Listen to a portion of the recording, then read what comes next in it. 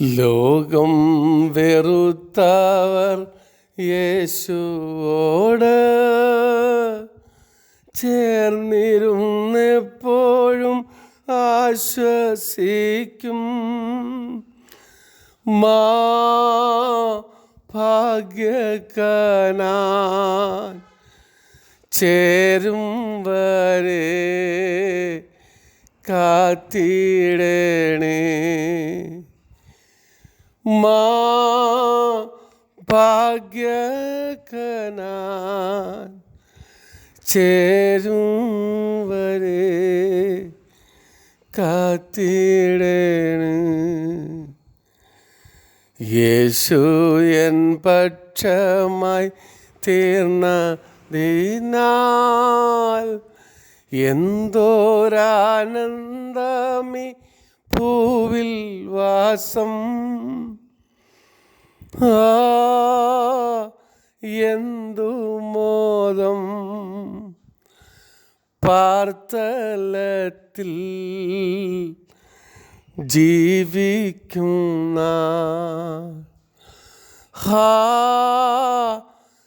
എന്തു മോദം പാർത്തലത്തിൽ ജീവിക്കുന്ന.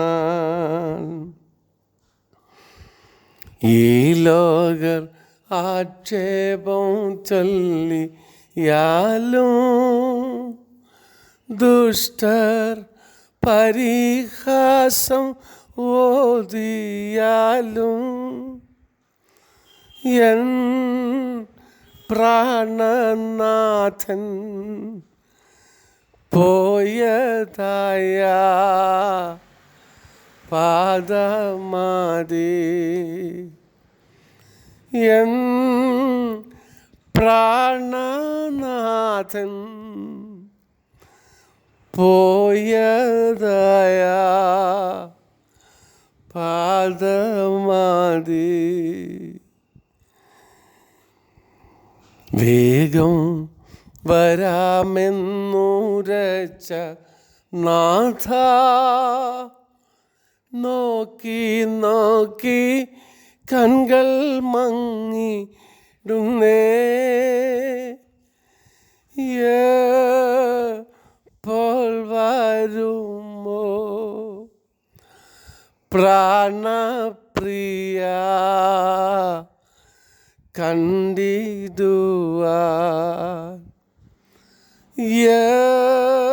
എപ്പോൾ വരുമോ പ്രാണപ്രിയ കണ്ടിടുവാൻ. യേശു എൻ പക്ഷമായി തീർന്നതിനാൽ എന്തോരാനന്ദം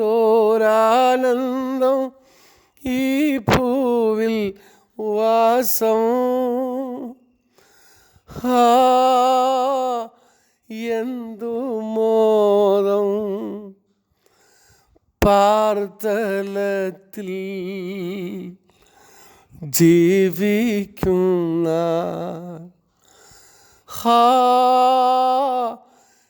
എന്തു മോദം പാർത്തലത്തിൽ ജീവിക്കുന്ന. Praise the Lord. ഹല്ലേലൂയ. കർത്താവായ യേശുക്രിസ്തുവിന്റെ നാമത്തിലല്ല പ്രിയപ്പെട്ടവർക്കും പ്രഭാതവന്ദനങ്ങളെ അറിയിക്കുന്നു. ഈ ലോകം ആക്ഷേപം ചൊല്ലിയാലും, ഈ ലോകം നമ്മെ ആക്ഷേപിച്ചാലും അധിക്ഷേപിച്ചാലും, സാത്താൻ പരിഹാസം പറഞ്ഞാലും എൻ്റെ കർത്താവ് പോയ അതേ പാദം മതി. ലോകം വെറുത്തവർ, ലോകത്തെ നിസ്സാരമായി തള്ളിക്കളഞ്ഞവർ, ലോകം ചപ്പും കുപ്പയുമായി എണ്ണിയവർ യേശുവോട് ചേർന്നിരുന്ന് ആശ്വസിക്കും. കർത്താവെ, ആ ഭാഗ്യകനാൻ ചേരും വരെയും എന്നെ വിശ്വാസത്തിൽ കാക്കണമേ. വേഗം വരാമെന്ന് പറഞ്ഞിട്ട് പോയ കർത്താവേ, ഞാനിവിടെ നോക്കിയിരുന്ന് എൻ്റെ കണ്ണ് മങ്ങിപ്പോകുന്നു. അവിടുന്ന് എപ്പോഴാണ് വരുന്നത്? നീ എൻ്റെ പ്രാണനാഥനല്ലേ, നിന്നെ കാണുവാൻ എനിക്ക് തിടുക്കമായി. യേശു എൻ്റെ പക്ഷമായി തീർന്നതുകൊണ്ട് ഈ ഭൂമിയിൽ എന്തൊരു സന്തോഷമാണ്. ദുഃഖങ്ങളും വേദനകളും പ്രതിസന്ധിയും പകർച്ചവ്യാധിയും ഒക്കെ ഉണ്ടെങ്കിലും കർത്താവ് കൂടെ ഉണ്ടെന്നുള്ളതുകൊണ്ട് എനിക്ക് എന്തെന്നില്ലാത്ത സന്തോഷവും ആശ്വാസവുമുണ്ട് എന്ന് പാട്ടുകാരൻ ഹൃദയം നിറഞ്ഞ് പാടി കർത്താവിനെ മഹത്വപ്പെടുത്തുന്നു. മനോഹരമായ ആ പാട്ട് ഇനിയും പാടി കർത്താവിനെ ആരാധിപ്പാൻ ദൈവം നമുക്ക് കൃപകൾ ചെയ്യട്ടെ. കർത്താവിനെ സ്തുതിക്കുന്നു. ദൈവത്തിന് സ്തോത്രം. മനോഹരമായ പകൽക്കാലത്തിന് വീണ്ടും കർത്താവിനെ സ്തുതിക്കുകയും എല്ലാവർക്കും സ്നേഹവന്ദനങ്ങളെ അറിയിക്കുകയും ചെയ്യുന്നു. ഒരു വിശ്വാസിയുടെ സമ്പത്ത്, ഭൗതികമായ സമ്പത്തെന്ന് പറയുമ്പോൾ നമുക്കറിയാം ബാങ്ക് ബാലൻസാണ്, പ്രതാപമാണ്, ഭവനമാണ്, ബംഗ്ലാവാണ്, തോട്ടമാണ്, വലിയ ബഹുനില കെട്ടിടങ്ങളാണ്, ഒത്തിരി വ്യവസായ സ്ഥാപനങ്ങളാണ്. അതൊക്കെ സമ്പത്താണ്. ഭൗതികമായ സമ്പത്ത് അങ്ങനെ പോകുന്നു. അത് തികച്ചും ഭൗതികമാണ്. ഈ കണ്ണിൽ കാണുന്നതാണ്, ഈ ഭൂമിയിലുള്ളതാണ്, മരിക്കുമ്പം പോകുന്നതാണ്, മരിക്കുമ്പോൾ ഇട്ടിട്ട് പോകുന്നതാണ്, മരിക്കുമ്പോൾ മറ്റൊരു അവകാശിയാവുന്നതാണ്. എന്നാൽ ഒരു വിശ്വാസിയുടെ സമ്പത്ത് അതെന്താണ്? ദൈവത്തിന് സ്തോത്രം. അതാണ് നമ്മൾ ചിന്തിക്കേണ്ടത്. മഹാസമ്പന്നനായിരുന്ന യേശു ക്രിസ്തു ദരിദ്രനായി തീർന്നത് എന്തിനാണ്? ദരിദ്രരായ നമ്മെ സമ്പന്നരാക്കി തീർക്കാനാണ്. 2 കൊരിന്ത്യർ 8:9. ക്രിസ്തുവിൻ്റെ ദാരിദ്ര്യത്താൽ നമുക്ക് ലഭിച്ചിട്ടുള്ള സമ്പത്തുകൾ എന്തൊക്കെയാണെന്നറിയണ്ടേ? അതാണ് ദൈവം നമ്മെക്കുറിച്ച് ആഗ്രഹിക്കുന്നത്. ഒന്നാമത്, ഒരു വിശ്വാസി അവൻ വിശ്വാസത്തിൽ സമ്പന്നനാണ്. ആത്മീയ നന്മകളെല്ലാം ലഭിക്കുന്നത് വിശ്വാസത്തിലാണ്, വിശ്വാസത്താലാണ്. യാക്കോബിൻ്റെ ലേഖനം 2-ാം അധ്യായം 5-ാം വാക്യത്തിൽ, പ്രിയ സഹോദരന്മാരെ കേൾപ്പീൻ, ദൈവം ലോകത്തിൽ ദരിദ്രരായവരെ വിശ്വാസത്തിൽ സമ്പന്നരും തന്നെ സ്നേഹിക്കുന്നവർക്ക് വാഗ്ദാനം ചെയ്ത രാജ്യത്തിൻ്റെ അവകാശികളുമാക്കേണ്ടതിന് തിരഞ്ഞെടുത്തില്ലയോ? എത്ര സ്വാദുള്ള, എത്ര മാധുര്യമുള്ള വാക്കുകളാണ്. ദൈവത്തിന് സ്തോത്രം. സകല ആത്മീയ അനുഗ്രഹങ്ങളും ഒരു വിശ്വാസി പ്രാപിക്കുന്നത് ക്രിസ്തുവിലുള്ള വിശ്വാസം മൂലമാണ്. ദൈവത്തിന് സ്തോത്രം. വിശ്വാസത്താൽ നമുക്ക് ലഭിച്ചിരിക്കുന്ന വളരെ അനുഗ്രഹങ്ങളുണ്ട്. അത് ഒന്നാമത് രക്ഷിക്കപ്പെടുന്നു, വിശ്വാസത്താൽ നീതീകരിക്കപ്പെടുന്നു, കൃപയിലേക്ക് പ്രവേശനം ലഭിക്കുന്നു, ദൈവത്തോട് സമാധാനം പ്രാപിക്കുന്നു, ശുദ്ധീകരിക്കപ്പെടുന്നു, ആത്മാവെന്ന വാഗ്ദത്ത വിഷയം വിശ്വാസത്താൽ പ്രാപിക്കുന്നു, ശാരീരിക സൗഖ്യം ലഭിക്കുന്നു, ദൈവശക്തിയിൽ കാക്കപ്പെടുന്നു, ദൈവത്തെ അറിയുന്നു, ലോകത്തെ ജയിക്കുന്നു, വാഗ്ദത്തങ്ങളെ അവകാശമാക്കുന്നു, മരിച്ചാലും ജീവിക്കുന്നു, അതല്ലെങ്കിൽ മരിച്ചാലും ഉയർത്തെഴുന്നേൽക്കുന്നു. എത്ര വലിയ പദവി! വിശ്വാസത്താൽ നേടുന്ന ഒരു 10-11 പദവികളാണ് നമ്മളിവിടൊക്കെ എടുത്തത്, ചിന്തിച്ചത്. വിശ്വാസം മൂലം ഈ അനുഗ്രഹങ്ങളെല്ലാം പ്രാപിക്കുന്ന വിശ്വാസി എത്രയോ വലിയ സമ്പന്നനാണ്. നാം ആദ്യം പറഞ്ഞതുപോലെ ഇത്ര വലിയ സമ്പാദ്യം വിശ്വാസത്താൽ നമുക്ക് നേടുവാൻ കഴിയും. അതേസമയം വിശ്വാസത്തിൽ ക്ഷീണിക്കാതെ വിശ്വാസത്തിൽ നാം ശക്തിപ്പെടുകയും ചെയ്യണം. പലരും പറഞ്ഞ് കാത്തിരുന്ന് നോക്കിയിരുന്ന് ക്ഷീണിച്ചു പോകും. ബസ് സ്റ്റാൻഡിൽ ബസ് കാത്തിരുന്നിരുന്ന് ഉറങ്ങിപ്പോകുന്നത് പോലെ ഉറങ്ങിപ്പോയാൽ എന്ത് സംഭവിക്കും? ബസ് സ്റ്റാൻഡിൽ ഉറക്കം സംഭവിച്ചു കഴിഞ്ഞാൽ ബസ് കാത്തിരിക്കുന്നവർ ഉറങ്ങിപ്പോയാൽ ചിലപ്പം ബസ് സ്റ്റാൻഡിൽ ഒരു അനൗൺസ്മെൻറ്റ് മുഖാന്തരം ഉണർന്നിരിക്കാം. പക്ഷേ വിശ്വാസത്തിൽ ക്ഷീണിച്ചിരിക്കുന്നവർ, വിശ്വാസത്തിൽ ക്ഷീണം സംഭവിച്ചാൽ, ശക്തിപ്പെടാൻ കഴിഞ്ഞില്ലെങ്കിൽ അവർ കർത്താവിൻ്റെ വരവെങ്കിൽ പോകത്തില്ല. ബസ് വരുമ്പം പോയാൽ അനൗൺസ്മെൻറ്റ് ചെയ്യുന്ന പോലെ അനൗൺസ്മെൻറ്റ് നടത്താൻ ഇവിടെ ആരുമില്ല. കർത്താവ് വരുന്നേ, എല്ലാവരും കയറിക്കോ, വിശ്വാസത്തിൽ യാത്ര ചെയ്തോ എന്നൊന്നും അന്നേരം ആരും പറയത്തില്ല.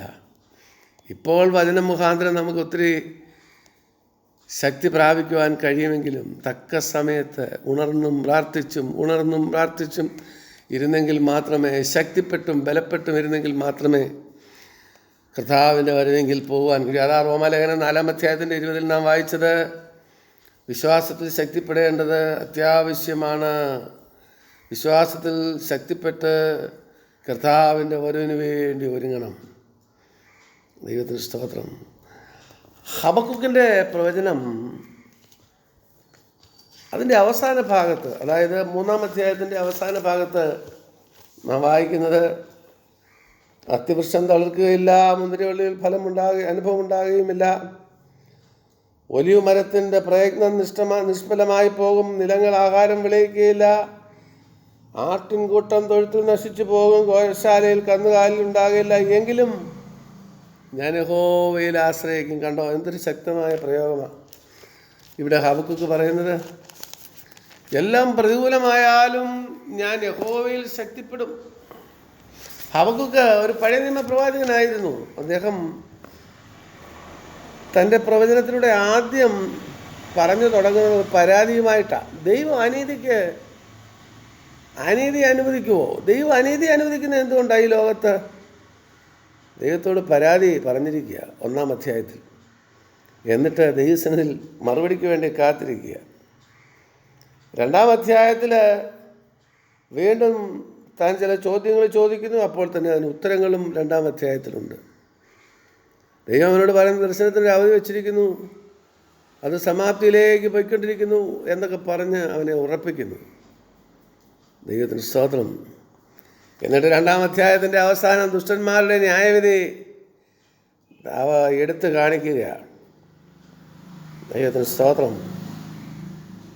എന്നിട്ട് 3-ാം അധ്യായം, അപ്പോൾ ആദ്യം ഹബക്കുക്ക് ദൈവം അനീതി അനുവദിക്കുന്നത് എന്തുകൊണ്ടാണെന്ന് ചോദിച്ച് മറുപടിക്ക് വേണ്ടി കാത്തിരിക്കുക, പരാതി പറഞ്ഞിട്ട്. ദൈവം 2-ാം അധ്യായത്തിൽ അവനോട് എൻ്റെ നീതിമാൻ വിശ്വാസത്തിൽ ജീവിക്കാൻ കഴിയണം എന്ന് പറയുന്നു. വിശ്വാസത്താൽ നീതിമാൻ ജീവിക്കും, അതാണ് 2-ാം അധ്യായത്തിൽ പറയുന്നത്. അതെല്ലാം പറഞ്ഞ് അവനെ ധൈര്യപ്പെടുത്തി. 3-ാം അധ്യായത്തിൽ ഹബക്കുക്ക് പറയുന്നത്, യഹോവേ ഞാൻ നിൻ്റെ കേൾവി കേട്ട് ഭയപ്പെട്ടു പോയി. യഹോവേ ആണ്ടുകൾ കഴിയും മുൻപേ നിൻ്റെ പ്രവൃത്തിയെ ജീവിപ്പിക്കണമേ. അതെല്ലാം ഹബക്കുക്കിന് മനസ്സിലായി. ദൈവം പറഞ്ഞ മുഴുവൻ കാര്യങ്ങളും ഹബക്കുക്കിന് മനസ്സിലായി. അവിടെ നല്ലൊരു ബോധവൽക്കരണം നടന്നു. ഹബക്കുക്കിനെ ശരിക്ക് പറഞ്ഞ് മനസ്സിലാക്കി കൊടുത്തു. ദൈവത്തിന് സ്തോത്രം. ദൈവത്തിന് ഒരിക്കലും സമയം തെറ്റത്തില്ല. അവനൊരു അവധി വച്ചിരിക്കുകയാണ്. അവൻ്റെ സമയത്തിന് അവൻ പ്രവർത്തിക്കും. അത് നോക്കി നിരാശപ്പെടരുത്. ഇതെല്ലാം കേട്ടതിന് ശേഷം ഹബക്കുക്ക് പറയുന്ന ഭാവമാണ് നാം വായിച്ചത്. എന്താണ്? അത്തിവൃക്ഷം തളിർത്തില്ലാലും മുന്തിരിവള്ളിയിൽ ഫലമില്ലെങ്കിലും വലിയ മരത്തിൻ്റെ പ്രയത്നം വിഷാദമായി പോയാലും എങ്കിലും ഞാൻ യഹോവയിൽ ആശ്രയിക്കും. പാട്ടുകാരൻ പറയുന്ന ഇപ്രകാരമാണ്: അത്തിവൃക്ഷം തളിർത്തില്ലെങ്കിലുമോ, മുന്തിരിയിൽ ഫലമില്ലെങ്കിലുമോ, പേടമാൻ പോൽ പ്രിയനാൽ നടക്കും മേടുകളിൽ നാളെ ഓർത്തു ഞാൻ നിറയണമോ, എൻ മനമുരുകണമോ, പ്രയാസങ്ങളെ പ്രമോദമാക്കുവാൻ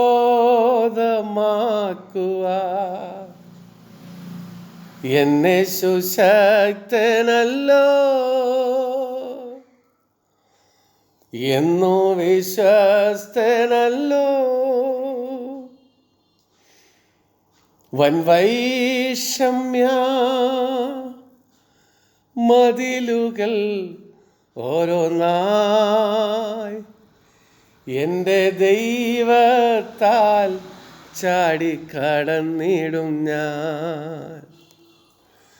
പടക്കൂട്ടത്തിന്നേരെ ധൈര്യമായി പാഞ്ഞു ചെല്ലും. നാളെ ഓർത്തു ഞാൻ നിറയണമോ, എൻ മനം ഉരുകണമോ, പ്രയാസങ്ങളെ പ്രമോദമാക്കുവാൻ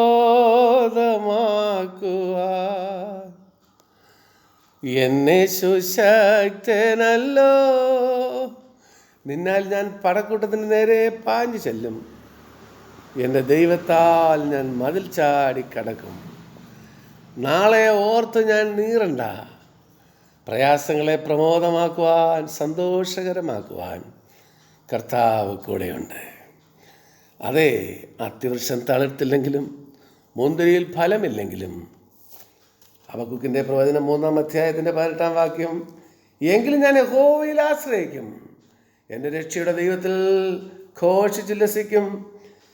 യഹോവയായ കർത്താവ് എൻ്റെ ബലമാകുന്നു, അവൻ എൻ്റെ കാൽ പേടമാൻ കാൽ പോലെ ആക്കുന്നു, എന്നെ ഉന്നതികളിൽ നടക്കുമാറാക്കുന്നു. കണ്ടോ, ഒരു ഫലവും ഭൗതികമായി കണ്ടില്ലെങ്കിലും വിശ്വാസത്താൽ ഞാൻ യഹോവയിൽ ആശ്രയിച്ച് മുന്നേറും.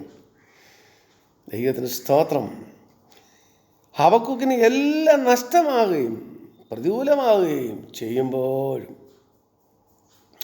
ദൈവത്തിൽ ആനന്ദിക്കുകയും ഘോഷിച്ചുല്ലസിക്കുകയും ചെയ്യുന്ന സമ്പന്നമായ വിശ്വാസമാണ് നമുക്കും ഉണ്ടാകേണ്ടത്.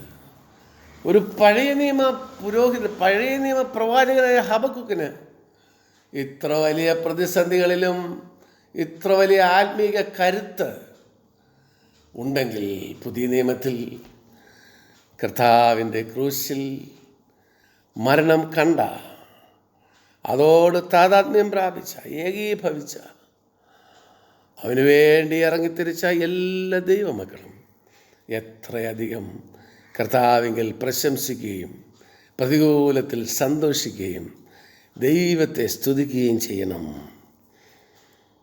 ദൈവത്തിന് സ്തോത്രം. ഒന്നാമത്, നാം വിശ്വാസത്തിൽ സമ്പന്നരാണ്.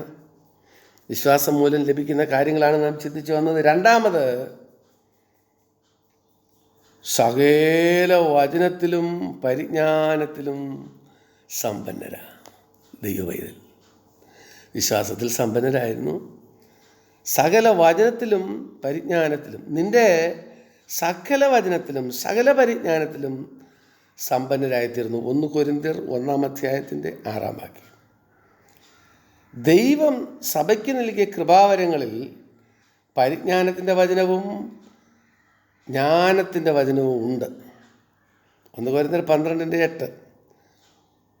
പുതിയ നിയമ ഉപദേശങ്ങൾ രേഖയായി ലഭിക്കുന്ന ആദ്യ സമയത്ത് പരിശുദ്ധാത്മാവ് കൃപാവരത്തോടുകൂടി ഉപദേശസത്യങ്ങൾ സഭയ്ക്ക് വെളിപ്പെടുത്തി കൊടുത്തു. അതാണ് ലേഖനങ്ങളിൽ നാം വായിക്കുന്നത്. ദൈവത്തിന് സ്തോത്രം, ദൈവത്തിന് സ്തോത്രം. ഇപ്പോഴും അതാത് സമയത്ത് ജീവിക്കുവാൻ ആവശ്യമായ സ്വർഗീയമായ സന്ദേശം തൻ്റെ വചനത്തിലൂടെ ദൈവം നമുക്ക് തന്നുകൊണ്ടിരിക്കുന്നു. അത് നാം തിരുവെഴുത്തുകളെ ശോധന ചെയ്ത് പഠിക്കണം. ദൈവത്തിന് സ്തോത്രം. നാം വിശ്വാസത്തിൻ്റെ ശക്തി പ്രാപിക്കുവാൻ ദൈവവചനവും തിരുവെഴുത്തും പഠിക്കണം. തിരുവെഴുത്ത്, ദൈവവചനം പഠിക്കണം. തിരുവെഴുത്താണ് സകല ജ്ഞാനത്തിൻ്റെയും പരിജ്ഞാനത്തിൻ്റെയും ഉറവിടം. അത് ഹൃദയസ്ഥമാക്കുവാൻ സകല വചനത്തിലും പരിജ്ഞാനത്തിലും സമ്പന്നരായി തീരണം. ശലോമോൻ പറയുന്ന യഹോവഭക്തി ജ്ഞാനത്തിൻ്റെ ആരംഭമെന്ന്. അവയെ ആചരിക്കുന്ന എല്ലാവർക്കും നല്ല ബുദ്ധി ഉണ്ടെന്ന്. എന്താ നല്ല ബുദ്ധി? നല്ല ബുദ്ധി എന്ന് പറഞ്ഞാൽ നല്ല ബുദ്ധി എന്നല്ല, ഏറ്റവും നല്ല ബുദ്ധി എന്നല്ല, അധികം ബുദ്ധി എന്നുള്ളതല്ല. നല്ല ബുദ്ധി എന്ന് പറഞ്ഞാൽ ശരിയായ ബുദ്ധിയുമുണ്ട്, ശരിയല്ലാത്ത ചീത്തയായുള്ള ബുദ്ധിയുമുണ്ട്.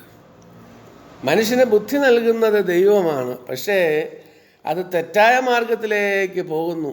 അവൻ്റെ ബുദ്ധി മോശമായ കാര്യങ്ങളിലേക്ക്, മുഴുവൻ മനുഷ്യ ജീവികളെയും ഭൂമിയിലുള്ള സകല ജീവജാലങ്ങളെയും നശിപ്പിക്കാനുള്ള ആറ്റം ബോംബും ഹൈഡ്രജൻ ബോംബും രാസായുധങ്ങളും കണ്ടുപിടിക്കുന്ന മനുഷ്യൻ നല്ല ബുദ്ധിയുള്ളവനല്ല.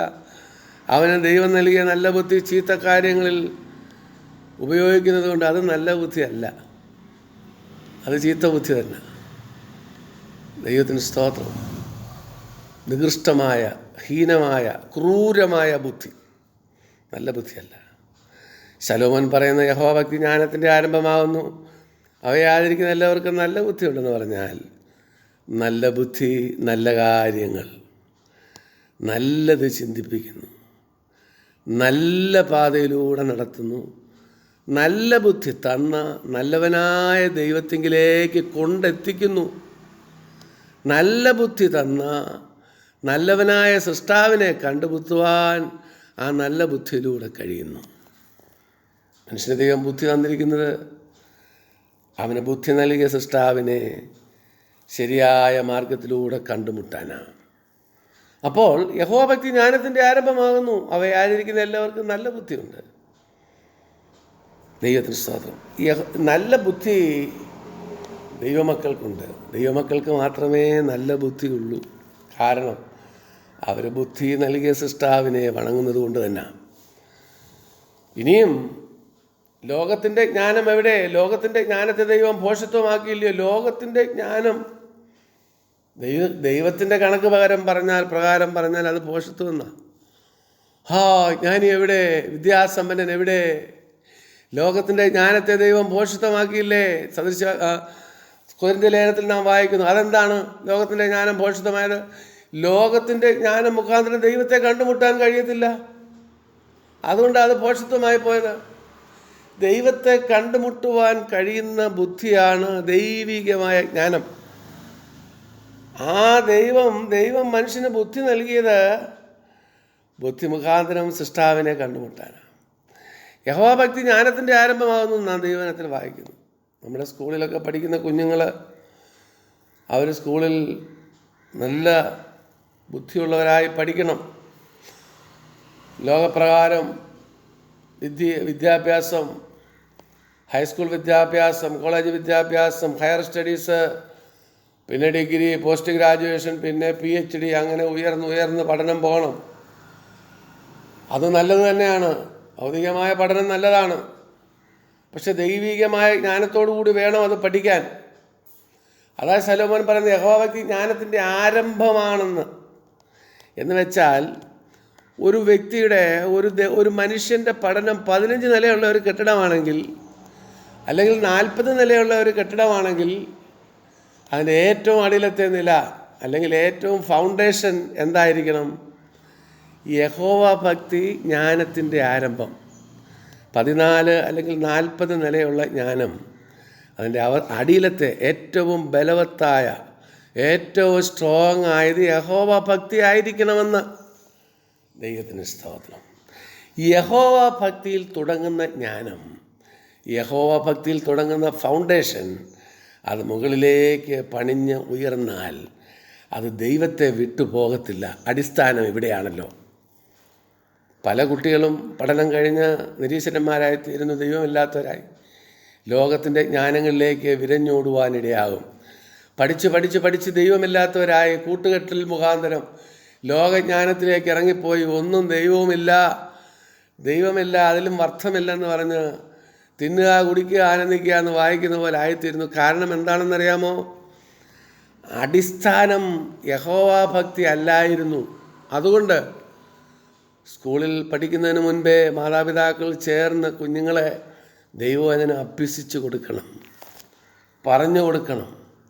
അവരുടെ നിർമ്മല മനസാക്ഷിയാകുന്ന വെള്ളപ്പേപ്പറിൽ ആദ്യ അക്ഷരമാകുന്ന ദൈവവചനം കുറിച്ചു കൊടുക്കണം. യഹോവ എൻ്റെ ഇടയനാകുന്നെന്ന് പഠിപ്പിച്ചു കൊടുക്കണം. അങ്ങനെ കുറിച്ച് തുടങ്ങിയാൽ, ആ വെള്ളപ്പേപ്പറിൽ വചനം എഴുതി തുടങ്ങിയാൽ പിന്നെ അവന് മുട്ടുണ്ടാകുകയില്ല. ദൈവത്തിന് സ്തോത്രം. ഇന്ന് വിദ്യാഭ്യാസം കൂടാതെ ആർക്കും ജീവിക്കുവാൻ കഴിയില്ല. ഭൗതികമായ പഠനം, ലോക പഠനം ഒരളവ് വരെ ആവശ്യമാണല്ലോ. അതുകൊണ്ട് എന്ത് വേണം? പഠിക്കുന്ന കുഞ്ഞുങ്ങൾ രാവിലെ ദൈവവചനം എടുത്ത് കരങ്ങളിൽ വെച്ച് ഹൃദയാംഗമായി പഠിക്കണം. കണ്ണു തുറന്ന് വചനമെന്ന മായമില്ലാത്ത പാൽ രാവിലെ വിദ്യാർത്ഥികൾ പഠിക്കണം, കുടിക്കണം. അത് ഏറ്റെടുക്കണം, കണ്ണുനീരോടെ പ്രാർത്ഥിക്കണം. എന്തോ പറഞ്ഞാൽ പ്രാർത്ഥിക്കുന്നത്? കർത്താവേ, യഹോവാഭക്തി ജ്ഞാനത്തിൻ്റെ ആരംഭമാണ്. നിൻ്റെ വചനം അത് മായമില്ലാത്ത പാലാണ്.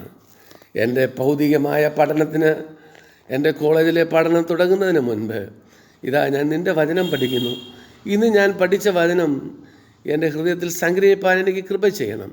അതിനെ വിവേചിച്ച് ജീവനും ഭക്തിക്കും വേണ്ടതൊക്കെയും നേടിയെടുക്കുവാൻ, ഇന്ന് പകൽ പോക്കിൽ വരവിലൊക്കെ കൂടെ ഇരിക്കുവാൻ, എൻ്റെ കൂട്ടുകാരോട് ഞാൻ ഇടപെടുമ്പോൾ, എൻ്റെ ടീച്ചേഴ്സിനോട് ഞാൻ ഇടപെടുമ്പോൾ വചനം വിട്ടുപോകാതെ വചനത്തിൽ നിൽക്കുവാൻ എനിക്ക് കൃപ ചെയ്യണം. കർത്താവേ, യഹോവാഭക്തി ജ്ഞാനത്തിൻ്റെ ആരംഭമാണ്. എൻ്റെ ഈ ഭവനത്തിൻ്റെ അടിസ്ഥാനം നിൻ്റെ വചനമായിക്കൊള്ളട്ടെ, എൻ്റെ പഠനത്തിൻ്റെ അടിസ്ഥാനം നിൻ്റെ വചനമായിക്കൊള്ളട്ടെ എന്ന് കണ്ണുനീരോടെ സമർപ്പിച്ച് ഒരധ്യായം വായിച്ച് പ്രാർത്ഥിച്ചിട്ട് നിൻ്റെ സ്കൂൾ പഠനം തുടങ്ങിയാൽ, നിൻ്റെ സ്കൂളിലെ പഠനം തുടങ്ങിയാൽ, നിൻ്റെ ഭൗതിക വിഷയങ്ങൾ, കോളേജിലെ പഠന വിഷയങ്ങൾ പഠിച്ചു തുടങ്ങിയാൽ ആ പഠനം ഏറ്റവും അനുഗ്രഹകരമായിരിക്കും. നിൻ്റെ കണ്ണുകളെ ദൈവം പ്രകാശിപ്പിക്കും. നിനക്ക് ബുദ്ധി ദൈവം നൽകും. അതുകൊണ്ട് എത്ര നില കെട്ടിപ്പൊക്കിയാലും, എത്ര PhD എടുത്താലും ദൈവത്തെ വിട്ടുപോകത്തില്ല. കാരണം ഇത് തുടങ്ങിയത് യഹോവാഭക്തിയിലാണ്. അടിസ്ഥാനം ഏറ്റവും ശക്തമായ വചനത്തിലായിട്ടിരിക്കുന്നത്. അതുകൊണ്ട് ദൈവവചനം പഠിക്കുന്ന ബുദ്ധിമാനാണ് ഏറ്റവും വലിയ ബുദ്ധിമാൻ. ലോകത്തിലെ ഒരു ശാസ്ത്രജ്ഞനും അവൻ്റെ ശാസ്ത്രം കൊണ്ട് ദൈവത്തെ കണ്ടുമുട്ടിയിട്ടില്ല. എന്നാൽ ദൈവവചനം പഠിക്കുന്ന ഒരു കുഞ്ഞിനറിയാം, ദൈവവചനം പഠിക്കുന്ന ഒരു വ്യക്തിക്കറിയാം ജീവനുള്ള ദൈവമുണ്ടെന്ന്. അപ്പോൾ സകല വചനത്തിലും പരിജ്ഞാനത്തിലും ഒരു ദൈവപൈതൽ സമ്പന്നരായിത്തീരുന്നു. ഭൗതികമായ സമ്പത്തല്ല, സകല വചനത്തിലും പരിജ്ഞാനത്തിലും. ദൈവത്തിന് സ്തോത്രം.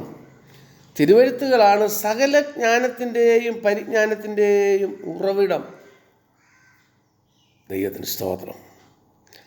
അത് ഹൃദ്യസ്ഥമാക്കുവാൻ സകല വചനത്തിലും പരിജ്ഞാനത്തിലും സമ്പന്നരായിത്തീരണം. ദൈവവചനം പഠനത്തിൽ സമ്പന്നരായിത്തീരണം.